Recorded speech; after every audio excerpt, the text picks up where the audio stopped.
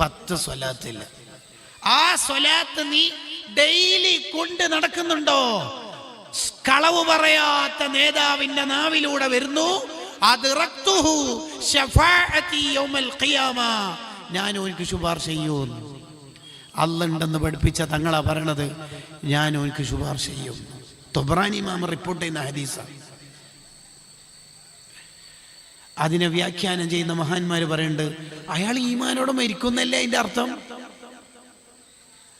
അയാൾക്ക് സ്വർഗത്തിലെത്താൻ പറ്റൂന്നല്ലേ അതിന്റെ അർത്ഥം, അയാൾക്ക് തങ്ങളുടെ പരിഗണന മഹ്ശറിൽ കിട്ടുമെന്ന് ഉറപ്പല്ലേ?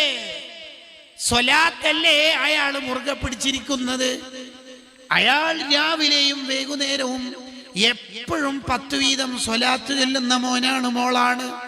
അപ്പൊ അയാളുടെ സ്വലാത്ത് എപ്പോഴും മലക്കൾ എത്തിക്കും. മലക്കൾ സ്വലാത്ത് എത്തിക്കുന്ന രൂപം തന്നെ എങ്ങനെയാണെന്നറിയോ?